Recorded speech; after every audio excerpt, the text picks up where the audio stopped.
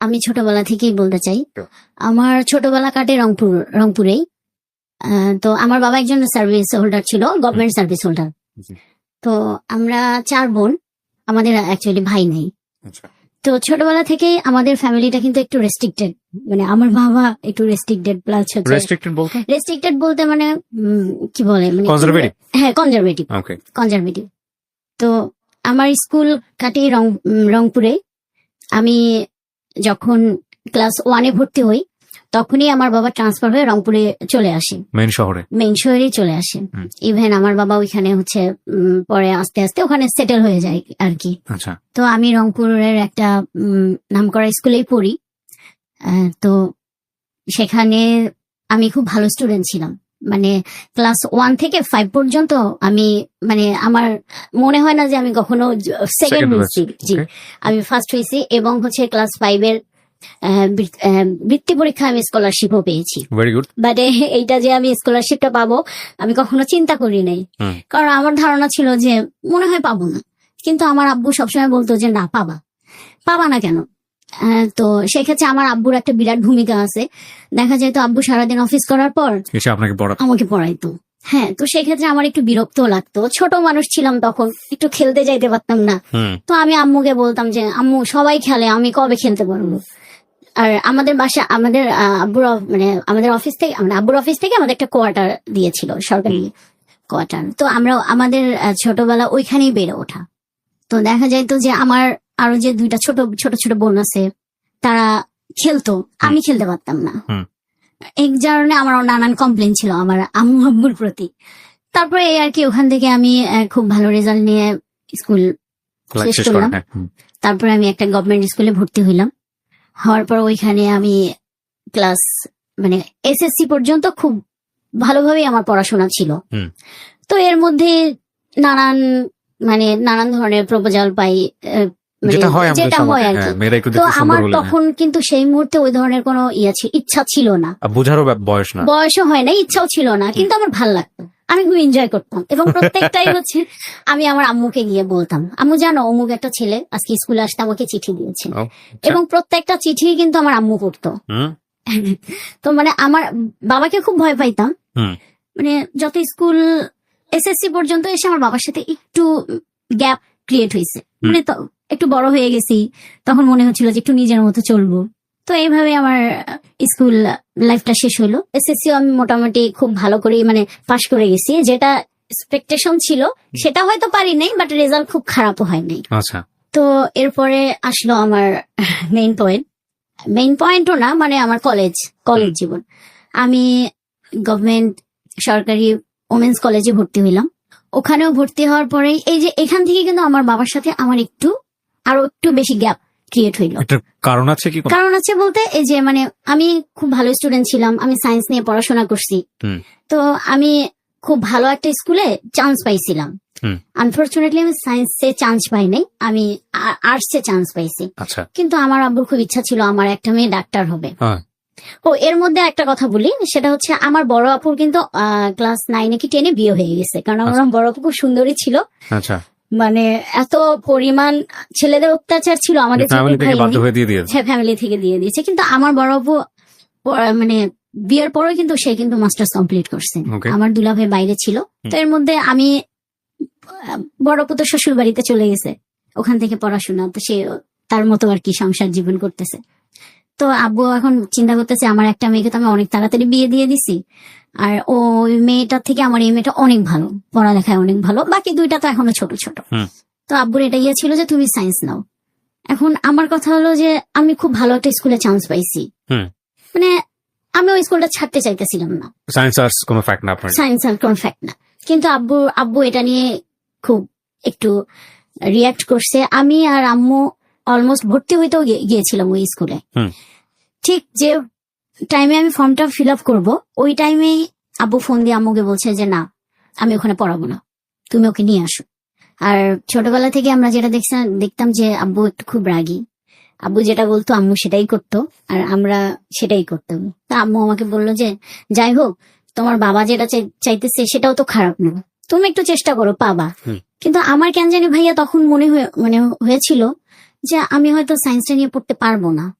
কেন জানি আমার মনে হয়েছে যে আমি হয়তো এসএসসিটা যে পরিমাণ একটা রেজাল্ট আমার আশা ছিল সেটা হয় নাই। হুম। আমি মনে হয় সায়েন্সটা পারবো না। আমি আম্মু আব্বুকে কাউকেই বুঝাইতে পারিনি। আচ্ছা। তো আব্বু আমাকে কি করলো, নিয়ে আসলো ওখান থেকে। নিয়ে হুম। আসার পর আমি সায়েন্সে ভর্তি হইলাম। এক পর্ব খুব জোর করেই ভর্তি হইলাম। আচ্ছা। আমার মনটা ওইখানে একটু ভেঙে যায় যে আমাকে চাপাই দিল। যাই হোক, বাসা থেকে ক্লাস করতেছিলাম। বাসা থেকে ক্লাস করতে আমার একটু অসুবিধা হচ্ছিল, কারণ কলেজটা একটু অনেক দূরে ছিল। হুম। একটা সময় আমি আব্বুকে গিয়ে বললাম, আব্বু আমার বাসা থেকে কলেজটায় যেতে অনেক সমস্যা হয়, তো আমি যদি একটা হোস্টেলে উঠি। হুম। আমাদের কলেজে হোস্টেল ছিল। তখন কি সেটা রংপুরে? জি ভাইয়া, রংপুরে। হুম।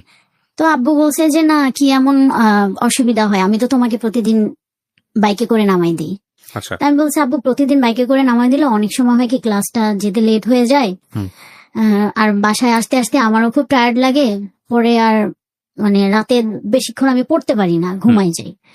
তো এরকম করে করে 6 মাস আমি বাসা থেকেই ক্লাস করছি। 6 মাস পরে আমাদের এমনি একটা পরীক্ষা হয়। সে পরীক্ষাটার মধ্যে আমি খুব একটা ভালো রেজাল্ট করতে পারি নাই। তখন কিন্তু আমাদের রেজিস্ট্রেশন হয় নাই। হুম। তো সেখানে আমি কেমিস্ট্রি, এটা আমার মাথায় কিছুই ঢুকতো না। অন্যান্য সাবজেক্ট আমার কোনো প্রবলেম নেই, কিন্তু কেমিস্ট্রি বুঝতেন না? হ্যাঁ, কেমিস্ট্রিটা আমার মাথায় ঢুকতো না। আমি 6 মাস ক্লাস করার পর আব্বুকে বলছি, আব্বু এখনো তো রেজিস্ট্রেশন হয় নাই, আমি কিন্তু চাইলে চেঞ্জ করতে পারি, কারণ আমার মনে হয় যে আমার কেমিস্ট্রিটা একদমই মাথায় ঢুকতেছে না। তো আব্বু বলতেছে, না না সমস্যা নেই, আমি আরো 2টা মাস্টারের জায়গায় আরো 3টা মাস্টার রাখবো। হুম। মানে ওনার মেন পয়েন্টটা ছিল আমাকে ডাক্তার বানাবি, যেভাবেই হোক। যেভাবেই হোক। তো এরকম করে আমি আব্বুকে বুঝাইতে পারলাম না। আমি রেজাল্টও এদিকে খুব একটা ভালো হইল না, হোস্টেলে চলে গেলাম। হোস্টেলে সিট পাইতে অনেক কষ্ট করতে হয়েছে, কারণ অলমোস্ট তখন ফুল, কোনো রুম পাই নাই। হুম। তখন আমার ওই হোস্টেলের একজন আমার রিলেটিভ ছিল, আমার সম্পর্কে মামা হয়। আব্বু ওনার সাথে কথা বললো যে আমার মেয়ে তো এরকম আসতে খুব অসুবিধা হয়, আপনি যদি একটা ব্যবস্থা করেন। পরে আব্বুকে বললো যে ভাই এই মুহূর্তে তো আমরা কোনো রুম দিতে পারবো না, তবে গণরুমে ওকে একটা করতে মানে সিট দিতে পারবো। যখন কোনো একটা রুম খালি হয়ে যাবে, কোনো একটা মেয়ে চলে যাবে, তখন আমরা তাকে সেখানে শিফট করতে পারবো। তো প্রথমে কিন্তু খুব ভালো লাগতেছিল যে হোস্টেলে আসবো, একটা স্বাধীন জীবন, একটা হ্যাঁ, liberty পাবো। স্বাধীন জীবন, হ্যাঁ, খুবই ভালো লাগতেছিল। কিন্তু যেদিন আব্বু আম্মু আমাকে মানে হোস্টেলে নিয়ে আসার পর আব্বু আম্মু যখন চলে গেল, তখন না মনের ভিতরে একটা মানে বাবা মা যে নাই, থাকবে না কাছে, এটা ফিল করে আমার খুব কান্না পাইলো। পরে আব্বু বললো যে আচ্ছা তুমি কান্নাকাটি করো না, আমার তো অফিস এদিকেই, আমি যাওয়ার সময় একবার দেখা করে যাব। আর আম্মু তো জানেনি ভাইয়া মায়েরা কি হয়। হুম, হুম, হুম। পরে আম্মু আব্বুকে বলতেছিল যে মেয়েটাকে জোর না করলেও পারতা। হুম। যাই হোক, হোস্টেল জীবন আসলাম। 1 সপ্তাহ খুব খারাপ লাগছে, অ্যাডজাস্ট করতেও খুব কষ্ট হয়েছে, কিন্তু খুব একটা সমস্যা হয় নাই আমার, কারণ আমি আমার স্কুলের কিছু পরিচিত ফ্রেন্ড পাইছি। হুম। তো যে কারণে, এবং ওরা মোটামুটি আমার খুব ক্লোজই ছিল, যে কারণে আমার অ্যাডজাস্ট করতে সমস্যা হয় নাই। তো এইভাবে হোস্টেল জীবন কাটতেছিল। একটা পর্যায়ে গিয়ে আমি একটা রুম পাই, এবং ভাই আমার কপালটা এত ভালো, আমি যে রুমটা পাই সেখানে আমার ওই স্কুলের বান্ধবীরাই ছিল। আচ্ছা। 2 জন ছিল, আর 2 জন, আর একটা মেয়ে ছিল, সে আমাদের স্কুলের না, বাট ওর সাথেও কেন জানি মানে ওই একদিনেই খুব তাড়াতাড়ি আমরা ফ্রি হয়ে গেল। গেলাম। হ্যাঁ, তো এরপরে হোস্টেল জীবন খুব মানে ভালোভাবে কাটতেছিল, হাসি কান্না, দুষ্টামি, প্রচুর দুষ্টামি করতাম আমি আমার মনে আছে আমি দুষ্টামির জন্য ম্যাডামের মাইরও খাইছি কলেজে পড়ি। হুম, হুম। তো আবার পড়াশোনা তখন একটু মানে আমি ফিল করতে পারতেছিলাম যে একটু পড়াশোনার বাইরে থেকে আমি চলে যাচ্ছি। হুম। কিন্তু ওই যে ছাড়া একটা জীবন পাইছি না, এতদিন তো বাধা ছিলাম এটাতে, ফ্রেন্ডদের সাথে গল্প মজা দুষ্টামি যেটা বলে, এইটার কারণে। আর আমার নামে প্রতিদিনই কমপ্লেন ছিল হোস্টেল সুপার, মানে হোস্টেল সুপার ম্যাডাম ছিল, তো ওনাকে আমরা খুব ভয় পাইতাম, মানে উনি আসা মানে ভাই একটা আতঙ্ক।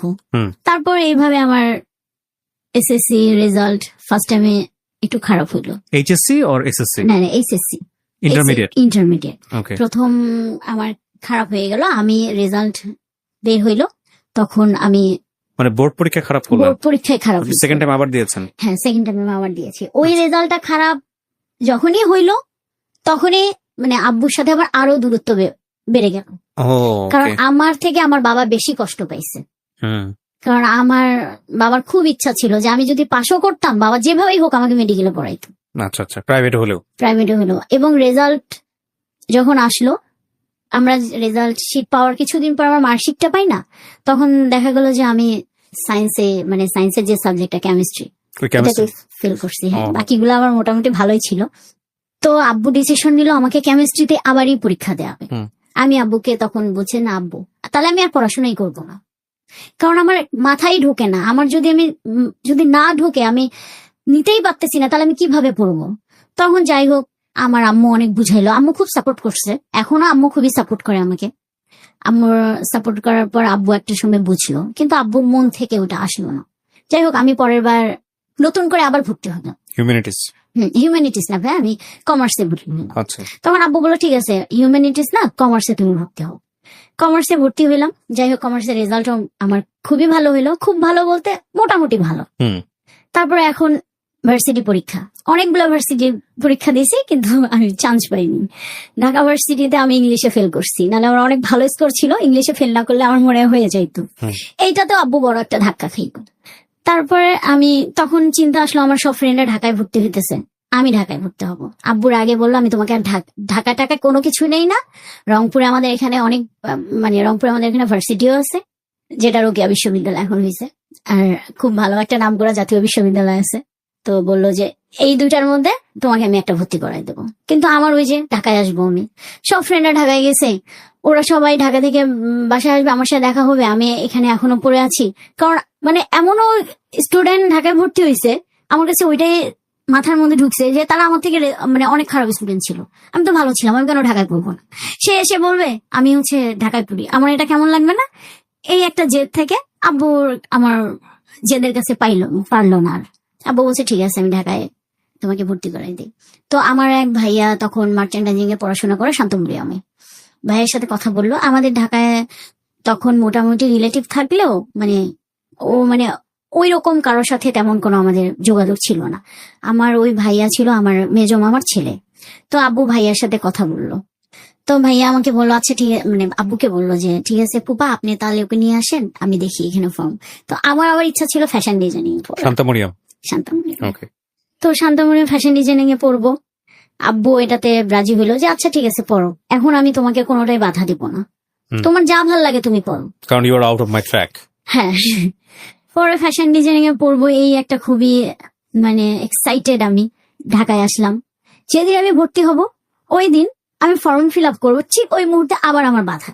আমার ওই ভাই আমার বাবাকে বুঝাইলো, না না ফ্যাশন ডিজাইনিং এ মেয়েরা পড়ে না, তো মেয়েরা উচ্ছৃঙ্খল, মানে খুবই অধ্যত টাইপের হয়, তো হচ্ছে দরকার নেই, ওকে বিবিএ তে ভর্তি করাই দেন। এই যে আমার বাবার মাথায় ওখানে ঢুকাইলো। আমার বাবা চিন্তা করলো, তাই তো আমাকে ছাড়া ফ্যামিলি ছাড়া থাকবে যদি আমার মেয়েটা এরকম হয়ে যায়। তো আমাকে ওইখানে আব্বু আবার বললো যে না, ফ্যাশন ডিজাইনিং এ পড়া যাবে না, তুমি এটাতেই ভর্তি হও, না হলে তুমি আমার সাথে চলো। কি আর করার, ভার্সিটিতে ভর্তি হইলাম। প্রথম ক্লাস সবকিছুই মিলে খুবই ভালো লাগলো। তো আমাদের ভার্সিটিতে হয়েছে কি ভাইয়া, একটা আমার 5 জনের একটা গ্রুপ হয়েছে। আর আমার না ছোটবেলা থেকে একটা খুব মানে কি বলবো, আমি মেয়েদের সাথে খুব কম মিশতাম, জানি না কেন, মানে আমার ছেলে ফ্রেন্ড ছিল প্রচুর, ছেলেদের সাথে আমি কমফোর্ট। এটা হয় ন্যাচারালি, যার যেটা ভালো লাগে। হ্যাঁ। তো আমার ওই গ্রুপের মধ্যেও দেখা গেছে যে হচ্ছে মানে মানে আমি আর আমার একটা বান্ধবী আর বাকি 3টা ছেলে, মানে দেখ খুবই ভালো একটা আমাদের বন্ডিং হইলো। তো এরকম চলতেছে। এদিকে হচ্ছে মানে ফ্যামিলি থেকে আমার বাবা ওই যে মন খারাপ করার পর আমার সাথে একটু কম কথা বলে, তারপরে জোর করে ঢাকায় আসছি, কিন্তু আমাকে সাপোর্ট করছে পড়াশোনা। আমার পড়াশোনার খোঁজ খবর আমার বাবা ভার্সিটি পর্যন্ত নিছে, যে কারণে হয়তো আমি পাশ করে গেছি বা মানে এতদূর আগাইতে পারছি। তো আমি ভার্সিটি লাইফে ফাঁকি দিতে পারিনি, কোনো স্কোপ ছিল না। বাবা রংপুরে থাকলেও দেখা যেত যে আমাকে ওইখান থেকে কন্ট্রোল করতো। আমাকে ফোন দিছে একটা, জাস্ট খুব নর্মাল। আপনি শান্তমরিয়ামে যখন পড়তেন তখন থাকতেন কোথায়? আমি তখন হ্যাঁ তখন না, ফার্স্ট টাইমে আমি হচ্ছে আপনার হোস্টেলে উঠছিলাম, কিন্তু আমার 6 মাস পরে তখন তো আমি নতুন ঢাকায়, আর আমি কিছু বুঝিও নাই, আমি আমার পানিতে একটা প্রবলেম হয়েছিল, যেটা হয় আর কি সাধারণত জন্ডিস? আসলে। শুধু জন্ডিস না, আমার অনেকগুলা রোগ হয়েছে। হুম। তো আমার টাইফয়েড মানে হলো, এবং এত খারাপ অবস্থা, হুম। আমি আইসিইউতে ছিলাম। আচ্ছা। তো এরপরে আব্বু চিন্তা করলো যে তাহলে ওকে আর হোস্টেলে দেওয়া যাবে না। হুম। আর তখন আব্বু বললো তাহলে কি করবা, তুমি কি আসবা? আমি বলছি না আব্বু, আমি আসবো না, আমি এখানেই পড়বো। হুম। তো আব্বু বললো যে আমরা তো অনেক দূরে, চাইলেও তো যেতে পারি না। হুম। আর তোমার আমার এর মধ্যে বলি, আমার তখন একটা ছোট বোন, খুবই ছোট, আপনার 4-5 বছর, আর আমার ছোটটা তখন স্কুলে পড়ে, ক্লাস 9 কি 10 পড়ে। হুম। তো দুইটাই ছোট ছোট মোটামুটি। এখন এই দুইটাকে ছেড়ে তো আম্মুর ঢাকায় এসে থাকা সম্ভব না। হুম। পরে আম্মু বললো যে তাহলে এক কাজ করি, ওকে একটা সাবলেটে তুলে দেই, কারণ যদি ম্যাচ করে থাকে আমি গিয়ে ওখানে অনেকদিন স্টে করতে পারবো না। হুম। তারপরে আমি উত্তরায় ছিলাম ভাইয়া। হুম। উত্তরায় একটা বাসায় আমি সাবলেট ছিলাম। তো আম্মু দেখা যেত আমাকে ঢাকায় 6 মাস, বাড়িতে 6 মাস, ওকে। এরকম করে করে আমার আম্মু থাকা শুরু করলো। আপনার এখানে 6 মাস, বাড়িতে 6 মাস? বাড়িতে 6 মাস, হ্যাঁ। জি। এর মধ্যে হইলো তখন আমি আমার 5th সেমিস্টার, না 5th না, 4th সেমিস্টার, 3rd সেমিস্টার শেষে 4th সেমিস্টারে আমি উঠছি। হুম। তো এর মধ্যে আমাকে আমার আব্বু একটা মোবাইল কিনে দিয়েছিল। আচ্ছা, এই প্রথম মোবাইল এই প্রথম বলতে আমার এই প্রথম অ্যান্ড্রয়েড যে মোবাইল, আপনার স্যামসাং একটা মোবাইল কিনে দেয়। জি। এরপরে তো আমি সবাই চিন্তা করলাম যে আমার এতদিন ছোট মোবাইল ছিল, আমি তো ফেসবুক ইউজ করতে পারতাম না। হুম। তো আমি একটা ফেসবুক অ্যাকাউন্ট খুলি। ফেসবুক অ্যাকাউন্ট খোলার পর ওই নানান ধরনের মানে ফ্রেন্ডদের সাথে হুম। গল্প আড্ডা এটা সেটা, কিন্তু এর মধ্যে আমি যতই দুষ্টামি করি না কেন পড়াশোনাটা করতাম। মানে আমি আচ্ছা। যে 1 ঘন্টায় পড়তাম, আমি 1 ঘন্টা পড়াশোনাই করতাম। ওকে। মানে সবার সাথে আড্ডা, আমাদের একটা গ্রুপও হইলো ভার্সিটির। হুম। তো এখানে মজা টজা, তো সবকিছু মিলেই মানে ভালো একটা সময়, ভালো মানে আমার মনে হয় সব থেকে বেস্ট সময় আমার পার ভার্সিটির। করছিলেন? হ্যাঁ। হ্যাঁ। 3rd সেমিস্টার তখন আপনি? হ্যাঁ, 3rd সেমিস্টারে। 3rd সেমিস্টার শেষ হয়ে 4th সেমিস্টারে আমি উঠবো। হুম। এর মধ্যে ফেসবুক আমার 3rd সেমিস্টারের পরীক্ষা, আমার ফাইনাল পরীক্ষা শেষ হয়েছে, আমি বাড়িতে গিয়েছি। হুম। বাড়িতে গিয়েছি, তো আমার যতটুকু মনে পড়ে, ওটা একদম আমাদের রংপুরে তো অনেক শীত, ডিসেম্বর মাসটা প্রচন্ড শীতের টাইম। হুম। তো ওই আমি তখন বাড়িতেই ছিলাম, পরীক্ষা শেষ হয়েছে, বাড়িতেই ছিলাম। তো এর মধ্যে ফেসবুকে অনেকদিন পর মানে ওই যে ঘাটাঘাটি করতে করতে একটা মেসেজে গিয়ে আমার চোখ আটকাইছে। এখানে একটু কথা বলি ভাইয়া। জি। সেটা হচ্ছে যে মানে আমি স্কুল লাইফ বলেন, কলেজ লাইফ বলেন, ভার্সিটি লাইফ বলেন, হ্যাঁ। মানে আমার ছোট থেকে একটা না জিনিস কাজ করতো। মানে আমাকে অনেকে প্রপোজ করছে, অনেক ছেলেরা করছে, কিন্তু এই যে প্রেম যে বিষয়টা, প্রেম করব, হুম। মানে এই জিনিসটা না সিরিয়াসলি মানে একটা রিলেশনশিপে যাব, এই জিনিসটা আমার তখনও পর্যন্ত আসে নাই, হুম। আসতো না। আর আমার ছোটবেলায় থেকে একটা জিনিস ছিল, না আমি কেন মানে একই ক্লাসের ছেলেদের সাথে প্রেম করব, কেন আমি অন্য মানে বড় ভাইদের সাথে প্রেম করব। হুম। আমার না ছোটবেলা থেকে আমি জানি না, মাথায় একটা জিনিস ঘুরতো, আমার থেকে 10-12 বছরে বড় হবে, হ্যাঁ। এরকম কেউ আমাকে প্রপোজ করলে আমি এদের সাথে প্রেম করব। আচ্ছা। মানে এরকম একটা আমার ছিল, জানি না কেন। তো বাসায় ওই টাইমটায় কোনো কাজ নেই, পরীক্ষা টরীক্ষা শেষ হয়েছে। জি। আর তখন ওই টাইমটা আমাদের বাসায় আবার খুব মানে সব আত্মীয় স্বজন ছিল, বলতে আমার বড় বোন আসছে অনেকদিন পর। মানে এটা নিয়ে পুরো একটা মানে বাসার একটা খুব ভালো মোমেন্ট ছিল। জি। তারপরে তো আমি একদিন শুয়ে আছি দুপুরবেলা, হঠাৎ করে আমার একটা মেসেজটা অনেকদিন আগে পাঠাইছে, আমি এটা খেয়াল করি নাই। হুম। আমার এখনো মনে আছে 25 তারিখ হবে। কেউ একজন, তখন চেনেন না আপনি? হ্যাঁ, চিনি না। হ্যাঁ। সে আমাকে একটা মেসেজ দিছে, সে ডিরেক্ট এইভাবে বলছে, হুম। তোমাকে আমার ভাল লাগে, আমি তোমার সাথে রিলেশন করব, তুমি যদি রাজি থাকো আমাকে ইয়েস বলো, না থাকলে এই পর্যন্ত স্টপ। এটা কি ফেসবুকের ইনবক্স করেছে? ফেসবুকে ইনবক্স করেছে। চিন্তেন আপনি আইডি দেখে চেনা গেল ছেলেটাকে নাকি? না, আমি তখন খেয়াল করিনি আইডিটা। Okay. আমি না ওই রকম একটা মেসেজ দেখে মানে আমার খটকা লেগেছে, যে কে, মানে খটকা থেকে আমার বেশি একটা ইন্টারেস্ট লেগেছে। হুম। মানে কেন লেগেছে, যে সে একদম আমাকে ডিরেক্ট বলছে। হুম। তো আমি কিছুক্ষণ চিন্তা করছিলাম, ওইটা নিয়ে চিন্তা করে কি রিপ্লাই দেবো। আমি ভাবলাম যে না থাক, এরকম কতজনে কি দেয়, রিপ্লাই দেবো না। হুম। তো আমি ওই দিন আর রিপ্লাই দেই নাই, কিন্তু আমার মাথার মধ্যে কিন্তু ওই জিনিসটা আছে, হুম। কে কে কে, না একটু আমি দেখতেই তো পারি। একদিন পর আমি ফেসবুকে মানে তার চিন্তা মানে প্রোফাইলটা গিয়ে আমি ভালো করে দেখতেছিলাম। তো দেখতে মানে প্রথম প্রোফাইল পিকচারটা দেখেই না আমার চোখটা আটকে গেছে। মানে আর আমি বলি আমার খুব লম্বা ছেলেদের প্রতি একটা উইক কাজ করে। ওকে ওকে ছেলেটা না খুব লম্বা, ওকে মানে খুব স্মার্ট, যা হয় কি ছেলেরা স্মার্ট, মেয়েরা যেরকম একটা ছেলে মানে পছন্দ করে আর কি, পছন্দ হ্যাঁ। করে, মানে তাদের হচ্ছে স্বপ্নের নায়ক থাকে না, যে মানে স্বপ্নের একটা চিন্তা করে যে এরকম হবে ওরকম হবে, ঠিক হুম। ওরকমই ছিল। তো আমার না দেখে খুব ভালো লাগতেছিল। পরে আমি স্ক্রল করে করে আপনার হচ্ছে প্রত্যেকটা ছবি দেখার পর পরে আমি কোনো রিপ্লাই দেই নাই। আমার ভালো লাগছে কিন্তু আমি রিপ্লাই দিই নাই। হুম। আমি বলছি দেখি কি করে। ঠিক তার একদিন পরে ছেলেটা দেখি আমাকে আবার টেক্সট করছে, কি ব্যাপার তুমি কিছু জানাইলা না? তখন আমি রিপ্লাই দিয়েছি যে আপনি কি আমার সম্পর্কে জানেন না আপনি আমাকে দেখছেন? হুম। তো বলছে যে আমি তোমার সম্পর্কে জানি না কিন্তু তোমাকে আমি দেখেছি, দেখেই আমার ভালো লেগেছে। আচ্ছা তো এরপরে আমি মেসেঞ্জারে বেশ কিছুদিন কথা টথা হয়েছে, বেশ কিছুদিনও না, আপনার 25 তারিখেও পাঠাইছে আর 31 তারিখে গিয়ে মানে ওর সাথে আমার কথা হয়েছে, ফার্স্ট ফোনে কথা হয়েছে। এই হুম। কয়দিন শুধু আমাদের মানে মেসেজিং এ কথা হইতো। হুম। ও আমাকে নাম্বার দিছে, দিয়ে বলছে যে তোমার মন চাইলে তুমি আমাকে ফোন দিও। এর মধ্যে ছেলেটা সম্পর্কে আমি জেনে নিছি যে সে কোথায় থাকে, তার বাসা ঢাকা। সে তখন একটা কোম্পানিতে জব করে, পড়াশোনা শেষ হয়ে গেছে। মানে তার কথা শুনে আমার মনে হলো, মানে ফ্যামিলি ব্যাকগ্রাউন্ড শুনে মনে হলো যে ভালো। হুম। তারপরে এই তো একটু একটু করে ভালো লাগা। ওই আপনি জিজ্ঞেস করলেন না ওকে যে ও আপনাকে জানলো কিভাবে? হ্যাঁ চিনলো আমি কিভাবে? জিজ্ঞেস করছি, তো আমাকে বলছে যে তোমাকে আমি একবার দেখেছিলাম, হুম। একটা বিয়েতে আমি দেখেছিলাম, ওনার এক বন্ধুর বিয়েতে সে আমাকে দেখেছিল। হুম। তো আসলে বন্ধুর বিয়েতে বলতে আমার এক বান্ধবী ছিল, মানে খুব ক্লোজ না, হুম। বাট আমাদেরই ভার্সিটির। ওর বন্ধুর সাথে আমার ওই বান্ধবীটার বিয়ে হয়েছে, তো আমি সেই বিয়েতে অ্যাটেন্ড করছিলাম। আচ্ছা তো পরে আর কি সেটা আমি জানতে পাই। যাই হোক, সে হয়তো তার কাছ থেকে শুনেই আমার ফেসবুক আইডিটা নিয়ে বা আমার ওই বান্ধবীর সাথে add সম্ভব ছিল, আপনাকে নক করেছে। knock করছে। তারপরে ওর সাথে আমার প্রথম দেখা হয়। হুম।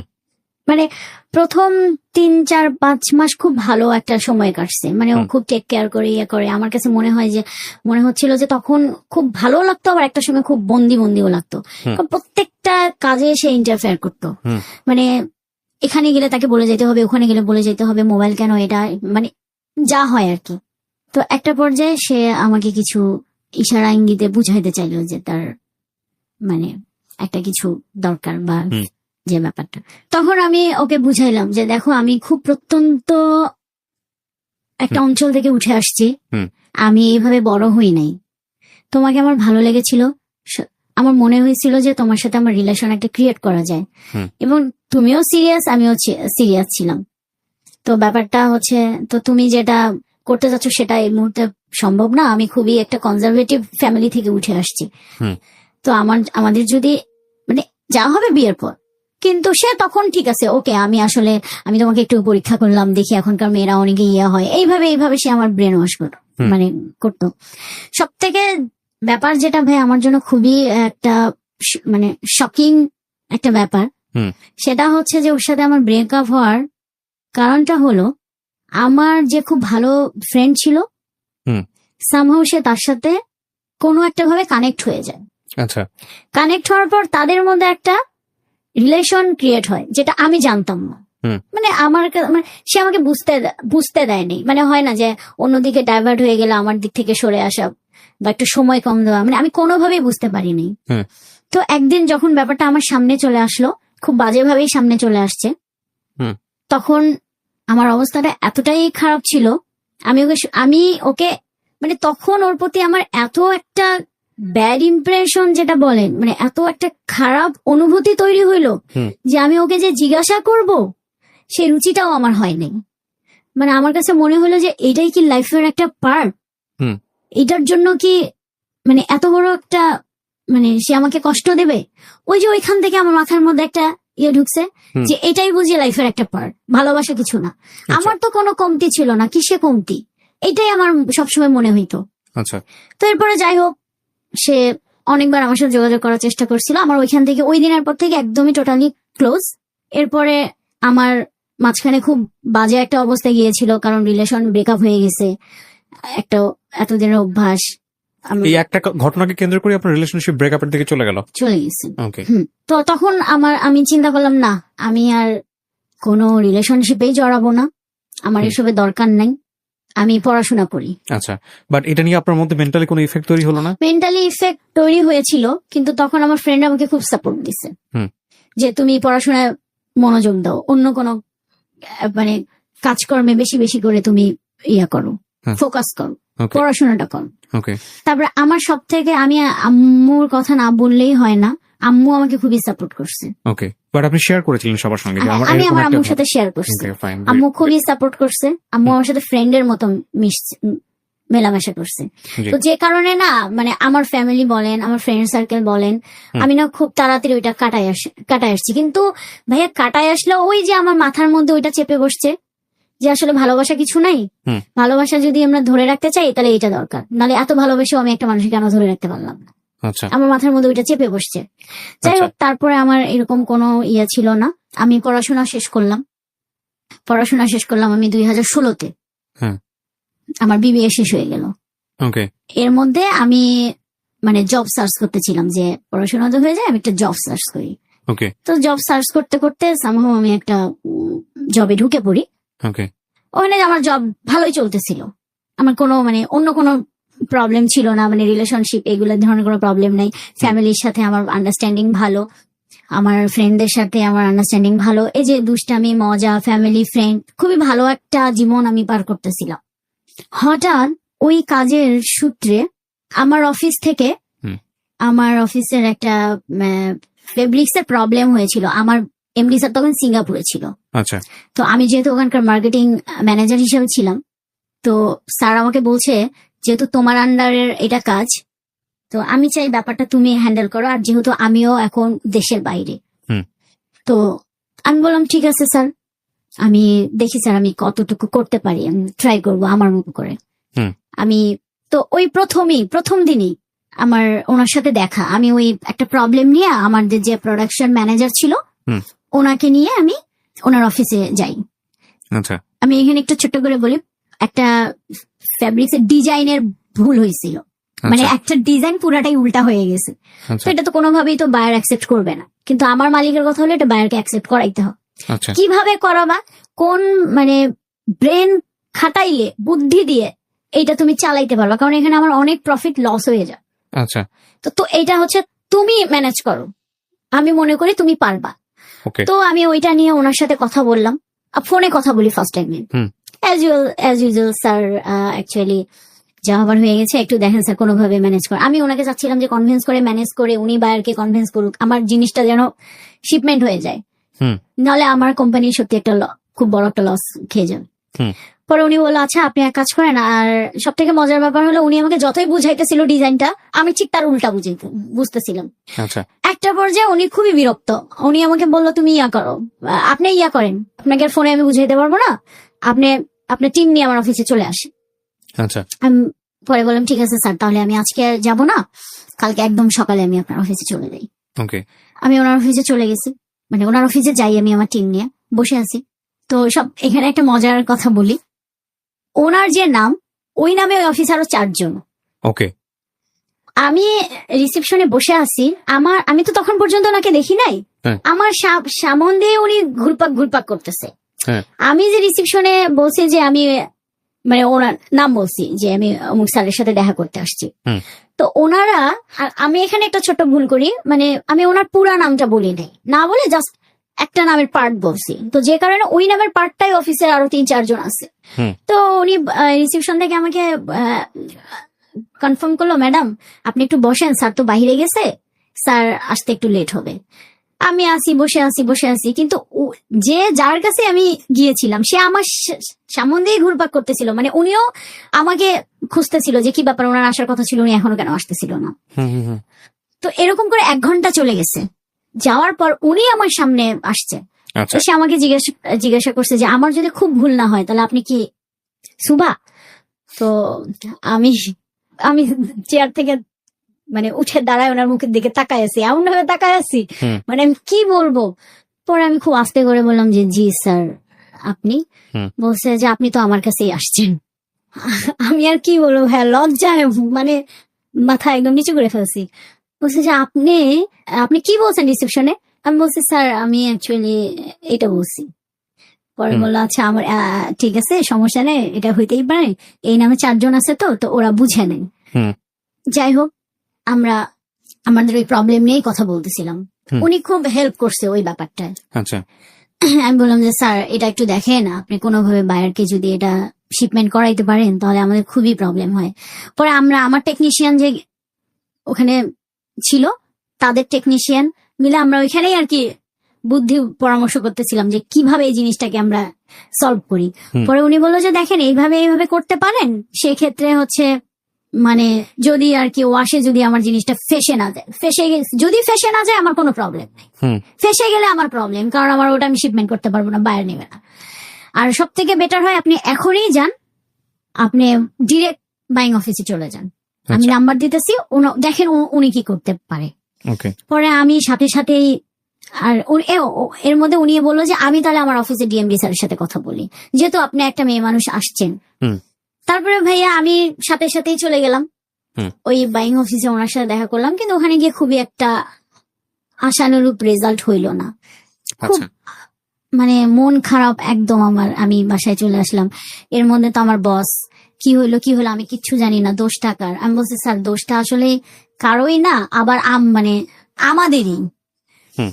পরে বললো তাহলে আপনি দেখেন কি করবেন। না হলে কি আর করা, হয়ে গেল লস, যদি হয়ে যায় আমার তো কিছু করার নাই, কিন্তু যতক্ষণ পারবেন চেষ্টা চালাই যান আপনার দিক থেকে।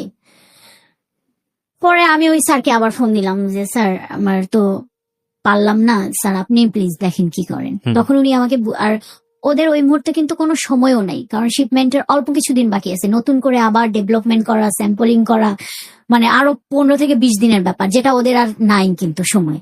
হুম। পরে আমি এক পর্যায়ে বললাম যে স্যার তাহলে যদি না হয় তাহলে আর কি করার, আপনি এটা অর্ডার ক্যান্সেল করে দিয়ে আপনি অন্য কারো কাছ থেকে নিতে পারেন। হুম। তখন বললো যে না এটা কোনো তো সলিউশন না, এখন এই আমার সময় হাতে মাত্র 4-5 দিন আছে আমার শিপমেন্টের, আমি এখনো কিছুই শুরু করি নাই, আমার কাটিং এর লোকজন বসে আছে, লাইন বসে আছে, আপনি এসব কি উল্টাপাল্টা কথা বলেন। হুম। আমি বলছি তাহলে এটাই নিতে হবে, আমার কোনো উপায় নেই, আমি নতুন করে আর আপনাকে প্রোডাকশন করে দিতে পারবো না। তো আপনি যেখানেই নেন না কেন, আমার কাছ থেকে নেন, অন্য কারো কাছ থেকে নেন, আপনাকে মিনিমাম 25 দিন সময় লাগবে। বলছে না আমার পক্ষে সম্ভব না। পরে যাই হোক ওনারা বলছে দেখি আমি কি করতে পারি। Okay. ওনারা ওনাদের অফিস সে ওনার স্যার ওনার ম্যাডাম এদের সাথে আলোচনা করলো। আমাকে পরের দিন বিকালবেলা আমাকে ফোন দিয়ে বললো যে আপনি এক কাজ করেন, আপনি ফেব্রিক্সটা পাঠিয়ে দেওয়ার ব্যবস্থা করেন, ওকে। কিন্তু এখানে আপনি আমাকে একটা মেইল দেন, আর এটা আমি আপনাকে মেইলের রিটার্ন মেইল দিচ্ছি, এবং এখানে লেখা থাকবে যেটা হুম। আপনার যে পেমেন্টটা সেটা আপনি শিপমেন্টের পর পাবেন, আচ্ছা। তার আগে আপনি কোনো পেমেন্টের জন্য ঝামেলা করবেন না, কারণ এই মালটা মানে এই প্রোডাক্টটা ফেব্রিক্সটা আপনার হচ্ছে জার্মানি যাবে, ওইখান থেকে কাস্টমার কিরকম সেল হয় সেরকম তারা ওয়াশ করবে, তারপরেই তো তারা যদি চলে তাহলে আমরাও পেমেন্ট পাবো, আপনিও পাবেন। হুম। মিনিমাম 6 থেকে 7 মাস সময় লাগবে, এর আগে কোনো ফোন টোন কিন্তু দিয়ে না, আমি দিতে পারবো না। তা বলছে আচ্ছা ঠিক আছে স্যার সমস্যা নাই, আপনাদের সাথে তো আমার র্যান্ডমলি কাজ হয়, একটা পেমেন্ট আচ্ছা 6-7 মাস আটকা থাকলেও প্রবলেম নেই, কিন্তু আমার লস হইলো না। এরপরে আমি আমার মতো 3-4 মাস তার সাথে আমার কোনো যোগাযোগ নেই, টোটালি কোনো যোগাযোগ নেই, ওকে। কোনো ফোন না কিছু না। হঠাৎ একদিন আমি বলি জি। তারিখটা আমার মনে আছে, 25 তারিখ ডিসেম্বরের 25 তারিখ 2017 সাল। হুম। আমাকে ডিসেম্বর 25 তারিখে আপনার বড়দিন আর কি, তো আমাদের যেটা নিয়ম থাকে প্রত্যেকটা ক্লায়েন্টদেরকে আমরা উইশ পাঠাই বড়দিনে। জি। তো আমি ওই একটা টেক্সট সিলেক্ট করে সবাইকে ওইটাই ফরওয়ার্ড করে গণটেক্সট যেটাকে বলে। হ্যাঁ। হ্যাঁ, তো ওনাকেও আমি পাঠাইছি। হুম। তারপরে না আমার কিছুক্ষণ পর উনি দেখি আমাকে রিপ্লাই Reply. দিল। হুম। রিপ্লাই দেওয়ার পর আমাদের মধ্যে কথা টথা হচ্ছে। তখন আমার একটা ছবি ছিল হোয়াটসঅ্যাপের যে প্রোফাইল পিকচারটা, হুম। ওই প্রথম উনি আমার দিকে, ওই ছবিটাতে উনি আমার দিকে ভালো করে তাকায়। আমাকে কিছুক্ষণ পর সে খুব মানে অদ্ভুত একটা কোশ্চেন করছে, আমার কাছে যদিও এটা অদ্ভুত লাগে, জানি না দর্শকদের কাছে কেমন লাগবে। হুম। আপনি কি ওই মেয়েটা যে মেয়েটা আমার অফিসে আসছিলেন? মানে আমি প্রশ্নটা শুনে একটু অবাক। আমি আস্তে করে রিপ্লাই দিলাম, জি স্যার আমি ওই মেয়েটা।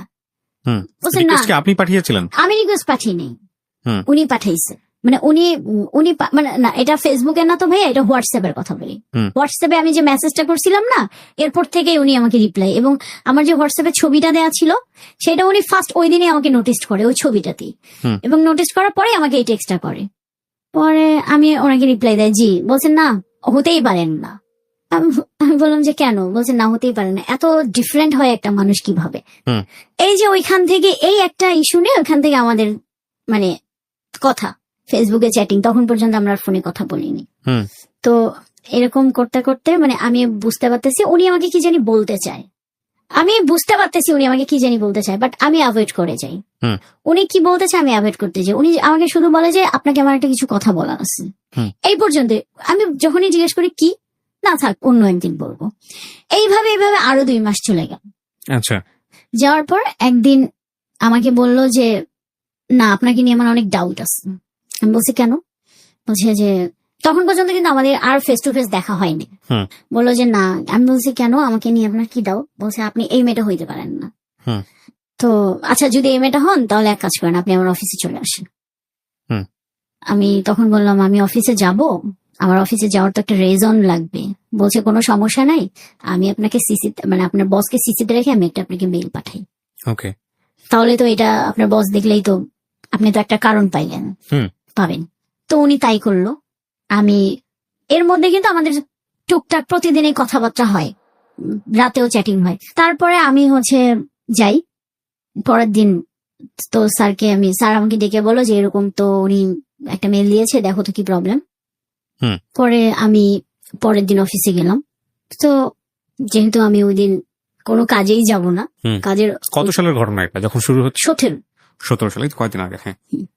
তারপর আমি ওইখানে গেলাম ওদের অফিসে। জি। তো ওনার সাথে আমার দেখা, ওই অফিসেই ভালোভাবে দেখা। প্রথম উনিও আমাকে ভালোভাবে মানে খেয়াল করছে, আমিও ওনাকে ভালোভাবে খেয়াল করছি। পরে উনি আমাকে বলল যে আচ্ছা ঠিক আছে, অফিসে যেহেতু এত ডিটেলস কথা বলা যাবে না, আমরা খুব নর্মালি কথা বললাম, আপনার অফিসের বিষয়ে কথা বললাম। কিন্তু উনি আমি খেয়াল করতেছিলাম উনি আমাদেরকে খুব ভালোভাবে তাকাইছিল। এবং এই বিষয়টাকে আপনি খুব ইজিলি নিচ্ছেন, লাইক থাকে না একটা পছন্দ করি না, অস্বস্তি বোধ করতেছি না, কিন্তু আমার ভালো লাগতেছে না। ফার্স্ট টাইমে আমার ওই সময় আমার একটু অস্বস্তি বোধই লাগতেছিল। আচ্ছা আচ্ছা। যে পরে যাই হোক আমি আর কিছু বলি নাই, কথাটা শেষ করে আমি আসলাম। পরে আমাকে দেখলো যে সে আমাকে মেসেজ দিল, দিয়ে বললো যে না ঠিক আছে, আমার ডাউট মানে চলে গেছে। তারপর থেকে উনি আমাকে নানান ভাবে বোঝানোর চেষ্টা করে, টেক্সট হয়, কথা হয় প্রতিদিন। এবং আমি পরের দিন থেকে দেখি উনি আমার প্রতি একটু অন্যরকম, মানে ওনার কথার সুর আমাদের ফোনের কথা থেকে মেসেজের কথা বেশি হতো। থাকে না অনেক সময় মেসেজের ভাষাও কিন্তু ভাইয়া বোঝা যায়। রাইট। হ্যাঁ, মেসেজের ভাষাও কিন্তু বোঝা যায় সে মানে কি আসলে বলতে চাচ্ছে বা কি মিন করতে যাচ্ছে। হ্যাঁ, সে দেখি আমার প্রতি খুবই কনসার্ন, আমাকে নিয়ে সে খুবই চিন্তা করতেছে, সে টেক কেয়ার করতেছে। তো তখন তো আমার ওই অফিসে অনেক কাজের প্রেসার, আমি অনেক কাজ করতাম। দেখা যেত যে আমার মানে কাজের ফাঁকে ফাঁকে আমি তাকে টেক্সট করতেছি, সেও কাজের ফাঁকে ফাঁকে টেক্সট করতেছে, নানান ধরনের কথাবার্তা। মানে সে একটু আমার এই যে দুপুর হলে তুমি লাঞ্চ করো, এখন অনেক লাঞ্চ করবা না, কখন করবা, যাও লাঞ্চ করো, কাজ কেন করতেছো। এই যে আমার প্রতি যে তার টেক কেয়ারটা, এইটা না আমার ভাল লাগতেছিল, যে সবসময় সে আমাকে টেক কেয়ার করে। তারপরে কাজের ফাঁকে দেখা যায় যে সে একটা ভিডিও কল দিল, দিয়ে বললো যে আমি ভিডিও কলে থাকি, তুমি কাজ করো। Very interesting. হ্যাঁ, তো এটা তো ডিপ টাইপের একটা রিলেশনশিপে চলে যাচ্ছে, বোঝা যাচ্ছে খুব নর্মাল টাইপের কোনো কিছু না, এখানে ফিলিংস জড়িত। হ্যাঁ। তো আমার না জিনিসটা ভাল লাগতেছিল, আমি খুব এনজয় করতেছিলাম। আচ্ছা। তো এরকম হইতে হইতে আমি বাসায় মানে ওই যে আমি নর্মালি ওয়াইফাই ছাড়া দেখা যেত যে আমার তো ওইরকম কোনো আপনার ইন্টারনেটে তেমন কোনো কাজ নাই। আমি অফিস বাসায় ছাড়া এই আপনার কি বলে বাহিরে খুব একটা ডাটা ইউজ করতাম না প্রয়োজন ছাড়া। আচ্ছা আচ্ছা। তো আমার একদিন একটা মিটিং পড়লো মহাখালীতে, আমি মহাখালী আসছি, এই যে একটা মানে আস্তে আস্তে যে আমি ইনভলভ হচ্ছি, আমি তখন পর্যন্ত সে আমাকে বুঝাইতে চেষ্টা করলো, আমি ফার্স্ট আমি কিন্তু বুঝলেও একটু চাইতেছিলাম যে একটু ডিস্টেন্স ক্রিয়েট করতে। মানে আমি চাচ্ছিলাম না যে এত তাড়াতাড়ি ইনভলভ হয়ে যাইতে। ওকে। তো আমি মহাখালী অফিসে আসছি, সে আমাকে মনে হয় নক করেছিল হোয়াটসঅ্যাপে, আমাকে পাইনি। আমার কাজ শেষ, আমাকে একবার ফোনও দিয়েছিল, আমি ধরিনি, আমি কেটে দিয়েছিলাম। ওকে। তো আমার কাজ শেষ, আমি ব্যাক করব, অফিস ব্যাক করব। আমার সাথে আমার অফিসের এক সিনিয়র আপু ছিল, তো ওনার সাথে আমার খুব ভালো একটা আন্ডারস্ট্যান্ডিং ছিল। মোটামুটি আমরা মানে হয় না, থাকে না কেউ কেউ ভাইয়া যে তাকে সবকিছু বলে একটু কমফোর্ট ফিল হয়। জি। তো আপুটা আমাকে ছোট বোনের মতোই আমাকে খুব ভালোবাসতো, তো সেই ক্ষেত্রে অনেক কিছুই আমি শেয়ার করতাম। তো এই ব্যাপারটাকেও আমি আপুকে খুব শেয়ার করতাম। আপু জানেন একটা ওই স্যার কিন্তু, হ্যাঁ এই যে আমাকে দেখেন কি কি টেক্সট করে, আমি কিন্তু ওনাকে খুবই বলছে ভালো তো, ভালো তো, স্যার তো দেখি একদম দেওয়ানা হয়ে গেছে, উনি আবার বলতেছিল। এই আমরা দুইজনেই বাসে বসে বসে গল্প করতে করতে আসতেছিলাম, হঠাৎ আমাকে ফোন দিয়েছিল। তখন আমি ফোনটা ধরি, কি ব্যাপার, তুমি কোথায়? আমি তো এই তো মহাখালী আসছিলাম একটা কাজে, তোমার মোবাইলে অনেকগুলো টেক্সট করতেছি, তুমি কি পাও নাই? পরে আমি বললাম যে না, আমার তো পাওয়ার কথা না, কারণ তো মোবাইলে ডাটা নাই। কেন ডাটা নেই? পরে আমি বললাম আমি তো বাইরে খুব একটা ডাটা আমার লাগে না, আমার প্রয়োজনও মনে হয় না। পরে বললো ও আচ্ছা ঠিক আছে, সে ফোনটা কেটে দিল। আমি আর ফোনটা ব্যাক করিনি। কিছুক্ষণ পর দেখি সে আমাকে মোবাইলে ডাটা পাঠিয়েছে। আমি আবার ফোন দিয়েছি, মানে আমার কাছে এটা খুবই অস্বস্তি লাগতেছিল। আমি বললাম কি ব্যাপার, আপনি আমার মোবাইলে কেন ডাটা পাঠালেন, মানে রিসার্চ কেন করে দিলেন? ওরা বলছে যে রিসার্চ কেন করে দিলাম সেই প্রশ্নটা পরে, আগে এখন যেটা তোমাকে করতে হবে, এখন থেকে সবসময় 24 ঘন্টা মোবাইলে ডাটা রাখবা। আচ্ছা, মানে মোবাইলের ডাটা ছাড়া তুমি বের হবা না, মানে somehow he is missing you. হ্যাঁ। ওকে। পরে আমি কিন্তু তখনও পর্যন্ত দেখি নাই যে উনি আমাকে অনেকগুলা টেক্সট করছে, আমার ইনবক্স পুরো ফুল হয়ে গেছে, এত বড় বড় টেক্সট।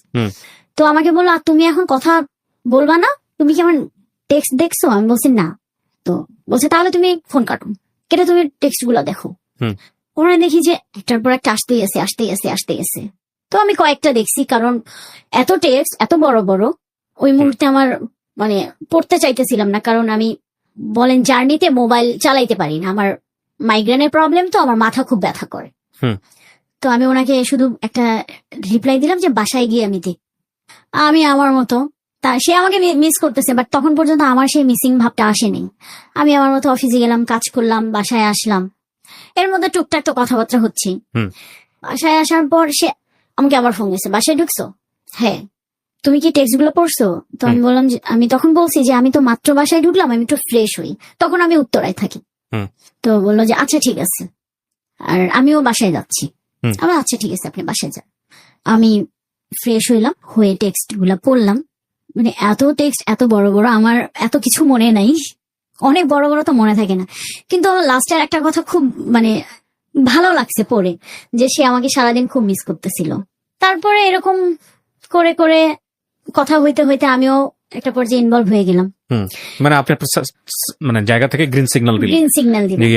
এর মধ্যে সে আমার প্রচন্ড টেক কেয়ার করতেছিল, প্রচন্ড করতেছিল। টেক কেয়ারের মাত্রা এরকম ছিল, আমি জানি না যে এটা আসলে আমার কোন দিক দিয়ে যাচ্ছিল, ভালোর দিকে না খারাপের দিকে যাচ্ছিল, আমি জানতাম না। সে একটা পর্যায়ে আমাদের রিলেশনশিপটা একটু না মোটামুটি ডিপ হয়ে গেল। তারপরে তখনই আমি জানতে পারলাম, এর মধ্যে কিন্তু আমি কোনোদিনও কোশ্চেন করি নাই। তখন সে আমাকে নিজে থেকে বলছে যে সুমাইয়া আমি একটা কথা বল। আমি বলছি ঠিক আছে বলেন। তো সে বলল যে তোমাকে বলা উচিত ছিল, তুমি তো কখনো জিজ্ঞাসা করো নাই আমি বিবাহিত। এটা সম্পর্ক গড়ানোর কতদিন পরে? সম্পর্ক গড়ানোর আপনার 2 মাস পর। মাত্র 2 মাসের মাথায় সে আমাকে বলে দিয়েছিল, মানে তার মধ্যে একটা গিল্টি ফিল হচ্ছিল। আচ্ছা, তখন আপনাদের সম্পর্কটা কি খুব ডিপ পর্যায়ে চলে গেছে? তখনও যায় না? তখনও যায় নাই, কিন্তু ভালোবেসে ফেলছি আমরা। আচ্ছা, মনের দেয়া নেয়া হয়ে গেছে। তখন আমি মানে ওইটা শোনার পর স্বভাবতই আমি আপসেট। ডেফিনেটলি। আমি তখন আর কোনো কথাই বলি নাই, মানে তখন না আমার মনে হচ্ছিল যে মানে এইবারও কি আমার সাথে এরকম হবে, কেন? তখন ফোনটা আমি কেটে দিয়েছি। তো কিছুক্ষণ পরে ও আমাকে মেসেজ দিছে যে আমার আমি একে বিশ্বাসী, আমাদের আল্লাহ তাআলা এক, আমার একজন ওয়াইফ, কিন্তু সামহাউ আমি তোমার উপর, তোমাকে কেন জানি আমি ভালোবেসে ফেলছি। হুম। কিন্তু তুমি আমাকে ট্রাস্ট করতে পারো যে আমি তোমার ক্ষতি করব না। হুম। মানে যা যা হয় আর কি, একটা মানে আমাকে কনভিন্স করলো আর কি, যা যা যেভাবে কনভিন্স করা দরকার। পরে আমি তাদের তখন বললাম যে তাহলে এক কাজ করি, আমরা ফেসবুকে, আপনি আমাকে ফেসবুকে রিকোয়েস্ট পাঠান, মানে আমি দেখতে চাচ্ছিলাম যে সে আদৌ ম্যারিড কিনা। তারপর ফেসবুকে রিকোয়েস্ট পাঠাইলো। ভাইয়া আমি কি বলবো, আমি মানে দেখার পর বিশ্বাস করতে পারতেছিলাম না। কেন? বিশ্বাস করার মধ্যে মানে কেন বিশ্বাস করতে পারতেছিলাম না যে আমাকে কেন আগে বলেন। আর তারপরে আমি আইডিতে কি পেলেন আপনি? ওয়াইফের সঙ্গে ছবি, হ্যাঁ, বাচ্চাদের, অবশ্যই বাচ্চা আছে, বাচ্চা বাচ্চাও ছিল, বাচ্চার ছিল, সঙ্গে ছবি ছিল।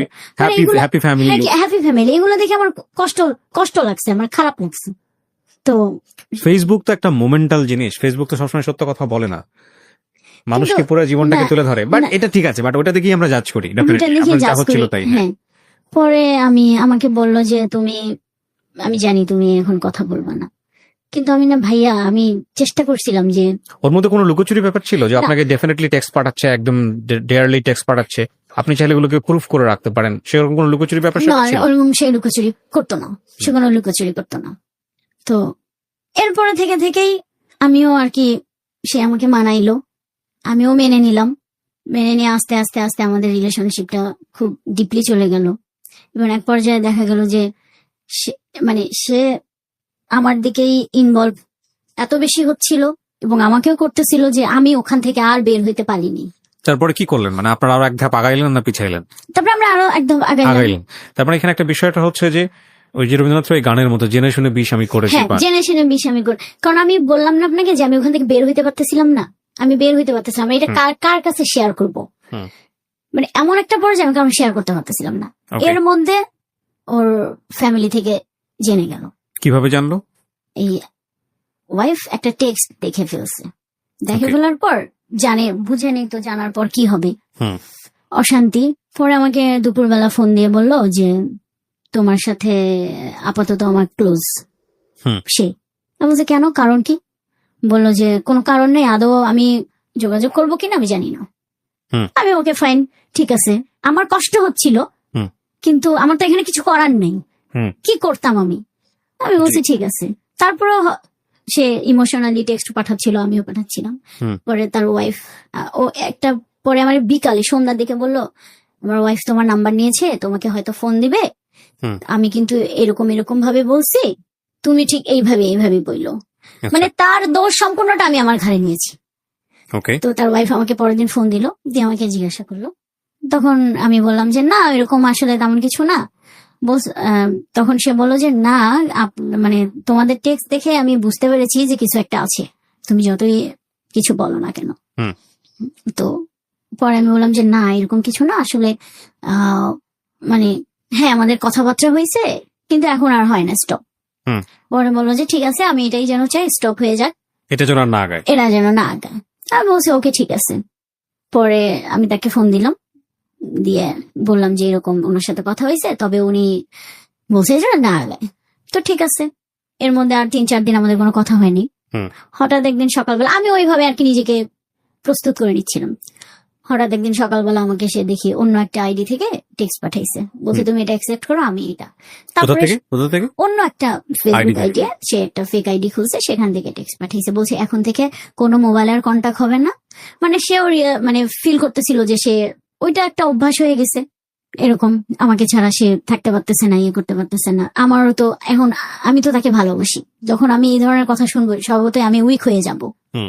আমিও তখন আবার আমাদের এরকম ভালো সময় যাচ্ছে, যাচ্ছে।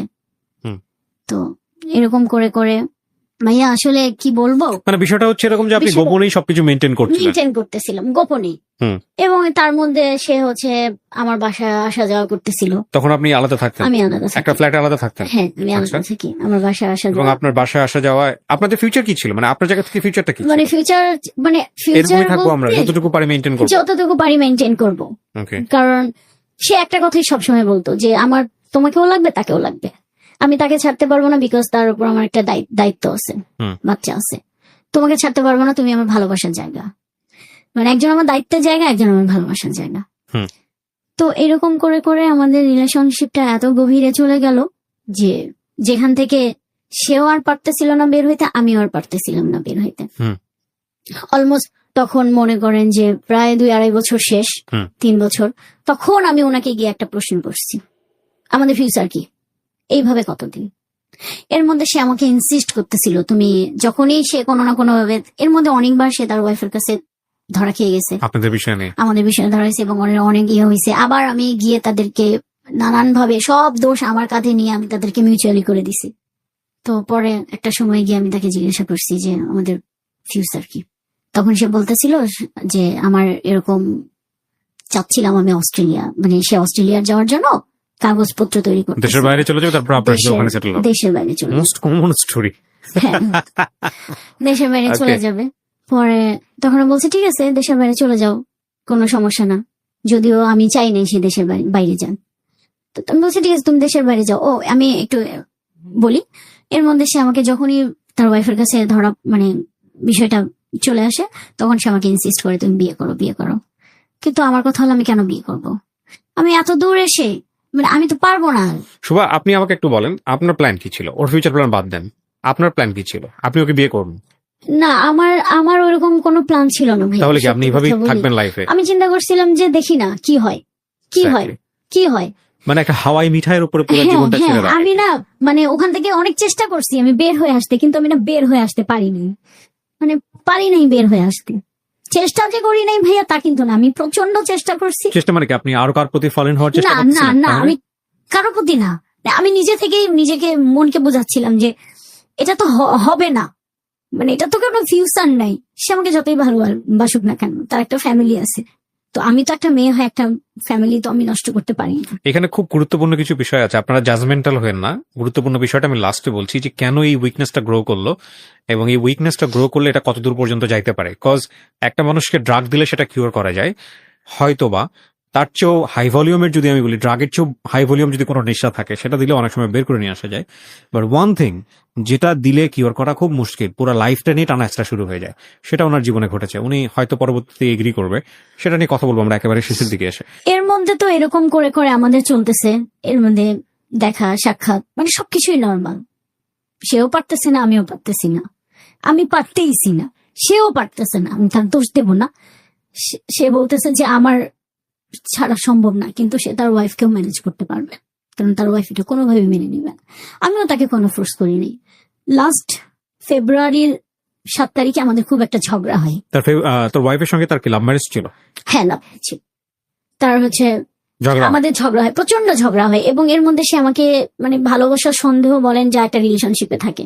তো আমাকে সামান্য একটা ব্যাপার নিয়ে, আমার মোবাইল শুধু অফ হয়ে গেছিল, এটা ব্যাপার নিয়ে সে আমাকে এত পরিমাণ সন্দেহ করছিল যে, না সরি মোবাইল বন্ধ ছিল না, মোবাইলটা আমি ওই দিন সকাল থেকে ওর সাথে আমার একটা ব্যাপার নিয়ে ঝগড়া। আমি ওর সাথে আর কোনো কথা না বলে অফিস থেকে বাসায় আসছি। বাসায় আসার পর আপনার আমি ফ্রেশ হয়ে বাইরে গিয়েছি, এই দোকানে গিয়েছিলাম, দোকানে গিয়েছি।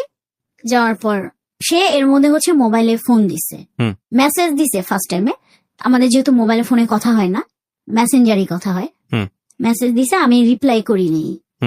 পরে সে ফোন দিছে, 3-4 বার ফোন দিছে, আমি তো বাসায় নেই। তা আমি হচ্ছে মানে মোবাইলটা পিক করবো কিভাবে? তো সে আমার মোবাইলে একটা অ্যাপস ইনস্টল করে রাখতো সব সময়, আমি কোথায় যাই কি করি সে ওই অ্যাপসটার মাধ্যমে কিন্তু ফ্রন্ট ক্যামেরা চাইলে মানে আমার ডিভাইসটা সে কন্ট্রোল করে। ও মানে আপনি কি করতেছেন না করতেছেন সব সময় সে আমাকে দেখে। আচ্ছা।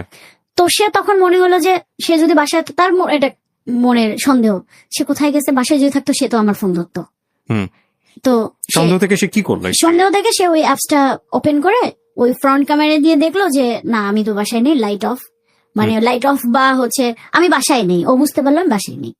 কিছু মানে ও ওইটা সবসময় ওপেন করে ধরে বসেছিল যে আমি কি করি। আমি তখন পর্যন্ত কিন্তু জানি না এই অ্যাপস এর এই কাজ। আমি অনেস্টলি বলি, আমি ওই ঝগড়ার পরেই আমি জানতে পারছি। একটা জানি যে অ্যাপস একটা ইনস্টল আছে, কিন্তু সে কখনো বলে না যে অ্যাপস দিয়ে কি হয়। আচ্ছা, ট্র্যাক করেছে আপনাকে? ট্র্যাক করে, সবসময় ট্র্যাক করে, সবকিছুতেই ট্র্যাক করে। আমি আসলাম, বাসায় আসলাম, আসার পর দেখি অনেকগুলা টেক্সট দেখেই তো আমি বুঝতে পারছি যে আজকে কি হবে, পরিণতি খুবই খারাপ আছে। আমি একদম চুপ, আমি চুপচাপ যে আমাকে এখন সে পকাচাকা করবে, আমাকে এগুলা শুনতে হবে, হুম। নাহলে হচ্ছে ঝগড়া, কথা বলে ঝগড়া বাড়বে, আমি চাই নাই ঝগড়া বাড়াইতে। হুম। পরে দেখি সে আমাকে অনেকগুলো টেক্সট করলো, বললো যে আমি খুব ঠান্ডা মাথায় ডিসিশন নিলাম, হুম। আমি আর রিলেশন কন্টিনিউ করবো। হুম। ওকে ফাইন, আমিও ওকে জিজ্ঞেস করলাম যে এটা ঠান্ডা মাথায় বলছো তো? পরে যেন এটা, কারণ এর এর আগে এর আগে তুমি বহুবার এরকম হয়েছে। বহুবার তুমি আসছো, হুম। আমি গেছি, এরকম আমাদের ঝগড়া হয়েছে। হুম। পরে বলছে না, এটা আমি একদমই ঠান্ডা মাথায়।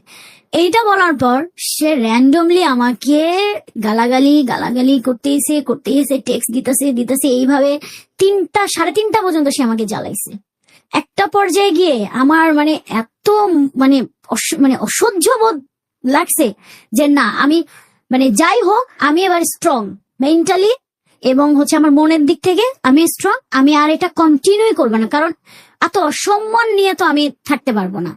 আমি তো একটা ভুল করছি, তার মধ্যে যদি আমাকে এরকম মেন্টালি প্রেসার করে, মানে প্রেসার দেয় সবসময়, যেটা আমাকে দিয়ে আসছিল। আমার ওর সাথে রিলেশন হওয়ার পর থেকেই আমার ফ্রেন্ড সার্কেল বলেন টোটালি তাদের সাথে আমি ডিটাচড। কারোর সাথে আমার কোনো ছেলে মানুষ বলেন, কোনো অফিস কলিগ, মানে কারোর সাথে সে কথা বললেই মানে সে এত পজিটিভ হয়ে যেত, এত মানে বুঝতে পেরেছি। aggressive হয়ে যাইতো। বুঝতে পেরেছি।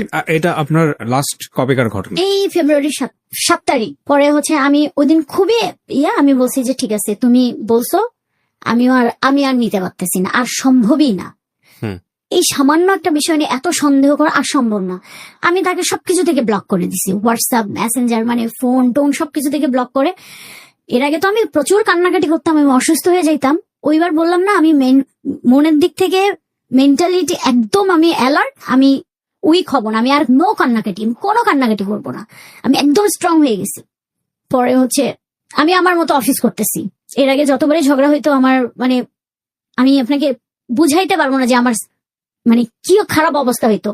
মানে আমি অফিস করতে পারতাম না, আমি অসুস্থ হইতাম, আমি আমি বুঝতে পারছি। হ্যাঁ, I know দিন your গেছে যে part. আমি হসপিটালও আপনি ভর্তি একদম ছিলাম। এন্ডিং এ আসেন, কি করলেন ওর সাথে? আচ্ছা, তারপর আমি বাদ দিয়ে দিছি, আমি সবকিছু থেকে ব্লক।